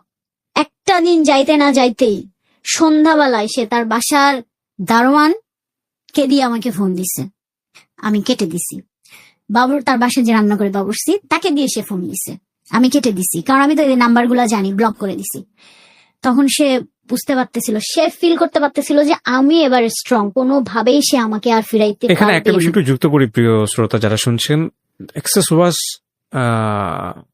সুপার হাই, কজ উনিও ওনার বাসায় যেত, যেটা আমার একটু আগে কথা হচ্ছিল যে আমাদের যিনি গেস্ট আজকে সুভাও ওনার বাসায় যেত, এবং সেটা গোপনে। তার মানে আপনি যেহেতু বাবুর্চি এবং এই প্রসঙ্গটা যেহেতু নিয়ে আসলেন এখানে, সেই জন্য আমি বলছি ওনারা বুঝতে পারবে না যে ওনার বাড়ির বাবুর্চি এবং দারোয়ান থেকে শুরু করে সবাই এই আমাদের সুভার ব্যাপারে জানতো। আর সুভার বাসায় তো তার এক্সেস ছিলই, খুবই স্বাভাবিক, মানে ওদের এক্সেস লেভেলটা ছিল খুব এক্সট্রিম লেভেলের হাই।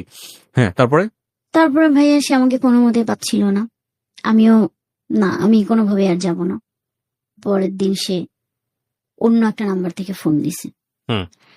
দিয়ে সে মানে যেটা সে কোনোদিনও করে নাই, সরিটরি বলছে, কান্নাকাটি করেছে, সরি করছে, কান্নাকাটি করছে, কিন্তু ও কখনোই সরি এগুলো করে না। আচ্ছা, ঠিক আছে, এখন কথা হচ্ছে যে এটার পরে কি প্যাচ আপ হলো নাকি? এটার পরে প্যাচ আপ হয়েছে। হুম। আমি আমি আমি করবো না এরকম করে 2 দিন চলে গেছে। 3 দিনের দিন সে আমিও তো ভালোবাসি, আমি তো পারি নাই, হুম। আমি আবার উইক হয়ে গেছি। হুম। কিন্তু সে যদি না আসতো আমার কিন্তু কোনো প্রবলেম হইতো না। হুম। সে এসে যে কান্নাকাটিটা করছে, সে ডেলিভারেটলি মানে ডেসপারেটলি আমার পায়ে ধরছে, আমার আর কিছু করার ছিল না। I know that. এরপর আপনি কি করলেন? এরপরে আমি প্যাচ আপ করলাম, কিন্তু আমি তখন ওকে একটা কথা বলছি যে এগুলো করা আর যাবে না, যদি টিকে থাকতে হয় এবার কিছু একটা করতে হবে, আমাকে সন্দেহ করা যাবে না, গালাগালি করা যাবে না, আমি এগুলা নিতে পারি না, আমি পারবো না। আর তখন আমি তাকে জিজ্ঞাসা করছি তোমার ফিউচার প্ল্যান কি করবা, হুম। কি করবা তুমি? তখন সে বলল যে আমাকে সময় দাও, তোমায় আমাকে কথা দিলাম, আমি অস্ট্রেলিয়া যাওয়ার আগে তোমাকে আমি বিয়ে করে রেখে যাব। বয়স কত বাচ্চাদের? 11 বছর। 2টা? না, একটা ছেলে না মেয়ে? ছেলে। ওকে। আর আমি তোমাকে দেশের বাইরে যখন যাব আমি তোমাকে বিয়ে করে রেখে যাব, আর তারপরে আমি ওখানে যাওয়ার পর তোমাকে 1 বছর পর আমি নিয়ে যাব। আপনি এগ্রি করলেন? হ্যাঁ, আমি এগ্রি করছি ভাইয়া, আমি এগ্রি করছি, ঠিক আছে। এইটাই তার সাথে আমার কথা যে এই কন্ডিশন হলে এখন থাকবে, না হলে আর হবে না, আর সম্ভব না আমার। এভাবে আমাদের ভালোই চলতেছিল, ঝগড়া টগড়া হয়নি। তো ওর সাথে আমার লাস্ট যেটা কথা হয়েছে, ও এর মধ্যে লাস্ট কথা হওয়ার ঠিক 2 দিন আগে তার ওয়াইফের সাথে ঝগড়া হয়েছে, আমাকে নিয়ে না, অন্য একটা পারপাসে ঝগড়া হয়েছে। এবং সে এত পরিমাণে একটা খুবই বাজেভাবে ঝগড়া হয়েছে যে মনে হয়েছে, তখন তাদের মনে হয়েছিল, মানে তার ফ্যামিলি থেকে মনে হয়েছিল যে সে একজন মানে সাইকো। হ্যাঁ, কারণ তার কিছু কিছু বিহেভিয়ারে আমার নিজেরই মনে হয়েছিল যে সে সাইকো, কারণ সে ভালো থাকতে থাকতে রেগে যাইতো, মানে নর্মাল একটা মানুষের মতো তার আচরণ ছিল না। সে যখন রেগে যাইতো এত এক্সট্রিম লেভেলে যাইতো, মানে যেটা আসলে কল্পনার বাহিরে। তো তার ফ্যামিলি থেকে ডিসিশন হলো যে তাকে, আমি যেটা পরে জানতে পারছি, তো তাকে আমি 13 তারিখ, মার্চের 13 তারিখ তার সাথে আমার বিকাল 5টায় লাস্ট কথা হয়েছে। এর মধ্যে সে হচ্ছে তার আমার বাসায় বলতে আমার বাসার এদিকে আসছিল, আমার বাসায় আসে না। ফ্যামিলি জানে আপনার এই বিষয়গুলো? না না, হ্যাঁ ভাইয়া, আমার ফ্যামিলি বলতে এত কিছু জানে না, কিন্তু তার ওয়াইফ আমার বাবাকে ব্যাপারটা জানার পর থেকে আমার বাবা টোটালি আমার সাথে কথা বলা বন্ধ করে দিছে। একদমই কথা বলা বন্ধ করে দিছে। আপনার বাবার নাম্বার পেলো কিভাবে? ওর মোবাইলে ছিল। তার মানে এটা কত এক্সট্রিম পর্যন্ত গেছে? হ্যাঁ, ওর মোবাইলে ছিল। মার্চের লাস্টে যদি আপনার কথা হয়ে থাকে? মার্চের লাস্টে কথা হয়েছে, তারপরে মানে রাত 10:30 পর্যন্ত কথা হয়েছে আমাদের, নর্মাল ঝগড়ানো। এরপরে ওর নাম মোবাইল টোটালি বন্ধ, সুইচ অফ। কি হয়েছে আমি কিন্তু জানি না, আমি তো পাগলের মতো খুঁজতেছিলাম, কারণ যত ঝগড়াই হোক ওকে তো আমি চিনি, কখনো মোবাইল বন্ধ রাখবে না। মানে ও আমাকে গালাগালি করবে, বাট ও আমাকে মোবাইল বন্ধ রাখবে না। কিন্তু তাহলে সেখানে কি হলো যে টোটালি মোবাইল অফ? এরকম করে রাত 3টা পর্যন্ত মোবাইল অফ ছিল। 3টার পর মোবাইল ওপেন হয়েছে। ওপেন হওয়ার পর আমি ফোন দিয়েছি, টেক্সট করেছি, কিন্তু কোনো রেসপন্স নেই, ফোন ধরে নেই, টেক্সটের কোনো ডেলিভারিটলি ওকে ফোন আমি করতেন? ডেলিভারিটলি ফোন দিয়ে, মানে আমি তখন কি বলবো যে মানে পাগল হয়ে গেছিলাম। ওর বাসায় আছে কিনা, ওর ওয়াইফের পাশে আছে কিনা, মানে মানে আপনাদের মধ্যে কোনো গোপনীয়তা নাই? না, গোপনীয়তা মানে আমি জানতাম, আমি কিন্তু তার ওয়াইফ বাসায় থাকলে আমি জীবনেও ফোন দিই না। আমি কিন্তু সেদিন আর কিন্তু মাথায় নাই? না, সেদিন আমি জানতাম, এইটা জানতাম যে তার ওয়াইফ বাসায় ছিল না, এই জন্য আমি ফোন দিয়ে গেছি। তারপর কিন্তু সে আমাকে জানাইছে যে তার আব্বা আম্মা আসছে। তো আমাকে কিন্তু ওই সন্ধ্যার দিকে আমার সাথে একটু খুব খারাপ ব্যবহার করছে। তখন আমি বলছি যে আমার সাথে একদম খারাপ ব্যবহার করবে না, আমিও অফিস থেকে আসছি। তখন সে আমাকে বললো আচ্ছা সরি, আমার ভুল হয়ে গেছে, আমি জানতাম না যে আমার আব্বা আম্মা আজকে আসবে, তাদেরকে দেখে আমার মেজাজ খারাপ হয়েছে। যে মানে ওনার ওয়াইফের কথা বললো যে সে আবার কিছু বলছে নাকি। যাই হোক, মার্চের 13 তারিখে রাত 10টার পর আমাকে নর্মাল কথা হয়েছে, যে লাস্ট কথা এটাই হয়েছে যে তুমি রাতে খাবার খাইছো, আমি জাস্ট অ্যান্সার দিছি, এরপরে আর পাইনি। 10 দিন কোনো খোঁজ ছিল না। 10 দিন পুরা আমি মনে করেন পাগলের মতো হয়ে গেছিলাম। কিন্তু মানে আমার মাথায় ওই একটা জিনিস কাজ করছিল যে মানে আমি অন্য সোর্স দিয়ে তার খোঁজার ট্রাই করছি, কিন্তু তার ফ্যামিলি মেম্বার বা তার ইয়েতে আমি কখনোই ফোন দিতে যাইনি। কারণ দিলে আমার এটা মাথায় কাজ করতেছিল যে কিছু যদি একটা গন্ডগোল হয় আর এই মুহূর্তে যদি আমি একটু নিজেকে কন্ট্রোল না করি, তাহলে ব্যাপারটা আরো খারাপের দিকে যাবে। তো সে কারণে পরে 10 তারিখের 10 দিন পর 11 কি 12 দিনের দিন সন্ধ্যাবেলায় আমার কাছে একটা ফোন আসছে। আমি প্রথম তখনই জানতে পারি যে এক লোক আমাকে ফোন দিয়েছে, দিয়ে আমাকে বললো যে এরকম আমি অমুক জায়গা থেকে বলতেছি, আপনার নাম্বারটা আমাকে দিয়েছিল, দিয়ে আপনাকে শুধু মেসেজটা দিতে বলছে যে সে রিহ্যাবে আছে। আচ্ছা, ফার্স্ট আমি ওই দিন আর একটা ধাক্কা খেলাম। মানে আপনি কি জানলেন রিহ্যাবে আছে? মানে কি সে ড্রাগ নিত? তখন সে আমাকে, মানে আমার না বিশ্বাস হচ্ছিল না কোনোভাবে, না এটা কিভাবে সম্ভব, আমি তো তার মাঝে এমন কিছু দেখি নেই যে সে কিভাবে সম্ভব সে রিহ্যাবে আছে। পরে এখন তার সাথে যোগাযোগ করতে পারতেছে না। তো ওই লোকের মাধ্যমে সে আমাকে শুধু এইটুকু নিউজ দিছে যে আমি এখানে আছি, আমার ওই দিন কিছু করার ছিল না, তোমাকে ইয়ে করতে পারিনি, আমি জানি তুমি অনেক কান্নাকাটি করছো। সে আমাকে তখনও ওই একটা আশ্বাস দিছে যে আমি ফিরে আসবো তোমার জন্য। হলো সে কি কনফার্ম রিহ্যাবে আছে? জি, আমি দেখে আসছি। রিহ্যাবে কি আপনি দেখে আসছেন? আমি অনেক কষ্টে, মানে অনেক কিছু মানে। তো ওনাকে আপনি কি কোশ্চেন করলেন রিহ্যাবে? আমি ওইভাবে তো যেতে পারিনি ভাইয়া, কারণ ওখানে তো আপনার প্যারেন্টস ছাড়া কেউ, তখন তো মনে করেন এমনিতেই আমি শুনেছি যেটা পরে যে 1.5 মাস 1 মাস ছাড়া তার প্যারেন্টসরাও দেখা করতে পারবে। আর ওই ওনার ওয়াইফের সঙ্গে আপনার কখনো ফেস টু ফেস কথা হয়েছে? ফেস টু ফেস কথা আমার একবার হয়েছিল, ওই ফার্স্টের দিকে। বাসায় গিয়ে আপনি কনভিন্স করে আসছেন? না, বাসায় না, ওই আমার একটা রেস্টুরেন্টে দেখা হয়েছিল, এই পর্যন্ত আর কি। ওনার ওয়াইফের সাথে কথা এরপরে আমার হয়নি। আচ্ছা, কি বলেছে আপনার ওনার ওয়াইফ আপনাকে? ওনার ওয়াইফ আমাকে বলেছিল যে আমি জানতে চাই আসলে তোমাদের মধ্যে কি সম্পর্ক, বাট তখনও আমি ব্যাপারটা হাইড করিয়ে দিছি। ও বলছে না আমাদের, কারণ ওনার ওয়াইফ মানে এমনি টুকটাক মানে বুঝতে পারতেছিল, মানে মানে একদম স্পেসিফিক কোনো টেক্সট বা কোনো কিছু পায় নাই যে যেটা মানে একদম জোরালো ভাবে সে ধরে। বাট মানে doubt আমি জানি না, করতেছি। যতটুকু আপনি বললেন এটা যদি আমি আরো ইলাবোরেটলি ঘন্টাখানিক নিয়ে আসতাম তাহলে তো স্টোরির শাখা পোশাকা অনেক কিছু বের হতো, জি সেটা বড় কথা নয়। কিন্তু আমি যতটুকু শুনেছি তাতে আমার কাছে মনে হয়েছে she is a very wise lady. আমি জানি না উনি কিভাবে কতটুকু রিয়াক্ট করেছেন ওনার সংসারে, বাট উনি অনেক ঠান্ডা মাথায় বিষয়টা হয়তো ডিল করার জি, চেষ্টা করছেন। জি জি এবং আমি অবশ্যই ওনাকে আমার এই অনুষ্ঠান থেকে রেসপেক্ট করি। এক, 2 নম্বর হচ্ছে যে আপনার এই গল্পটা আপনি কেন বললেন, আমি আগে প্রশ্নটার অ্যান্সারটা নেই, তারপর আমি আমার কথা বলে অনুষ্ঠান শেষ করবো। ভাইয়া, আমি এই গল্পটা বলতে আসছি এই কারণেই যে আমি তো ভুল করেছি। আমি চাই না যে আর কেউ মানে এরকম একটা সম্পর্কে জড়া। ভুলটা আপনার কোথায়? ভুলটা এটাই যে আমি একটা ম্যারিড পার্সনকে ভালোবেসে ফেলছি, যা আর তার থেকে বড় ভুল যে এটার কোনো ফিউচার নেই, এই সম্পর্কে কোনো ফিউচার না, নেই। কিন্তু আপনি কারোর প্রতি ফল ইন হয়েছেন সবকিছু জেনে শুনে তো মানুষ ফল ইন হয় না। মানুষ ফল ইন, আমাদের সায়েন্স যেটা বলে মানুষ এক নজরে দেখেই প্রেমে পড়ে যায়। হ্যাঁ, মানুষ এমন হয় যে পাশ দিয়ে হেঁটে গেছে, শরীরের স্মেলেই প্রেমে পড়ে গেছে, যায়। জি এরকম ঘটনা ঘটেছে। সেখানে আমাদের দোষের কিছু নাই। হুম। কিন্তু আপনি 2 মাস যখন ওনার সঙ্গে এরকম সম্পর্কে থাকার পরে যখন জানতে পারলেন, ও আপনাকে যখন কনফেস করলো যে হি ইজ আ ম্যারিড গাই, তখন আপনি আপনার এই ইলিউশনের জায়গা থেকে হোক, ভালোবাসার জায়গা থেকে হোক, আপনি ওখান থেকে বের হয়ে আসতে পারেননি। পারিনি, জি Right? পারিনি। আচ্ছা, এটা না পারাটাও আমি আপনার দোষের মনে করি না, হয়তো এটা সময় লাগতো, কারণ আপনি মেন্টালি উইক হয়ে গেছেন। কিন্তু দোষের জায়গাটা কোনটা জানেন? দোষের জায়গাটা হচ্ছে আপনি সেখান থেকে অ্যাডভান্স লেভেলে চলে গেছেন। মানে আপনি যদি এগ্রি করেন তাহলে আমি বলবো যে না, জি ভাইয়া। আপনি যতটুকু ছিলেন ওখানে, হ্যাঁ। তখন থেকে যদি আপনি আরেকটু সামনের দিকে না যেতেন, যেটা হয়তো আমি একদম খোলামেলা ভাবে বলছি না, যেটা হাজবেন্ড ওয়াইফ টাইপের রিলেশনশিপে চলে যাওয়া এবং ওইভাবে লাইফ লিড করা, ওই জায়গাটায় আপনি যদি না যেতেন তাহলে ডিপেন্ডেন্সিটা একটু হলেও কম হতো। বারবার আপনার ব্রেন সিগন্যাল দিত যে মানুষটা ম্যারিড, এই মানুষটার একটা জীবন আছে, এই মানুষটার একটা বাচ্চা আছে, আমি চাইলেই সেটার ক্ষতি করতে পারি না। পারিনি, জি। সো আপনি যেহেতু ওইভাবে ইনভলভ না হলে, তাহলে আপনি হয়তো ধীরে ধীরে ওখান থেকে ধীরে ধীরে এসকেপ করতে পারতেন escape করতে পারতাম, এবং জি। সেটা খুব ওয়াইজ ডিসিশন হতো। হ্যাঁ, কিন্তু না এটা করে আমি আপনি আরো এক ধাপ ভিতরে চলে গেছেন ভিতরে গেছি। এবং ওই একদম জেনে শুনে বিষ পান করছেন যা থাকে কপালে। হ্যাঁ, এরকম। যা থেকে কপালে। এটা ভয়ঙ্কর রকমের ভুল সিদ্ধান্ত।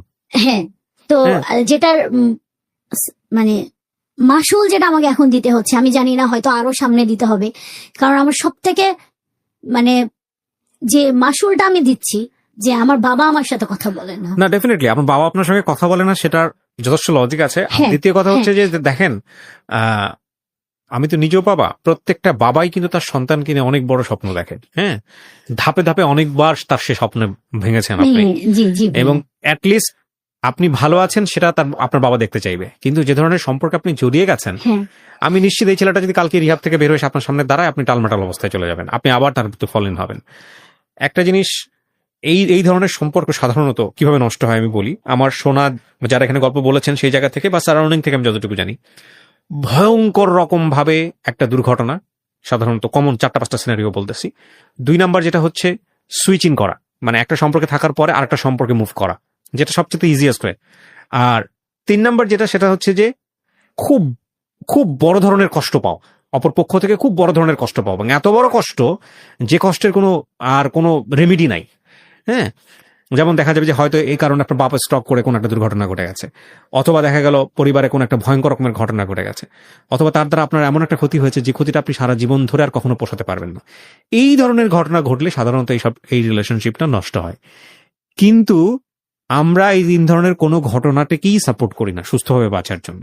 আপনাকে যেটা করতে হবে সেটা হলো যে এখান থেকে বের হয়ে আসতে হলে আপনাকে প্রতি মুহূর্তে আপনাকে হ্যামারিং করতে হবে, নিজেকে শক্ত জায়গায় দাঁড় করাতে হবে যে না, আমি যেটা করতেছি সেটা ড্রাগের চাইতে ভয়াবহ কিছু।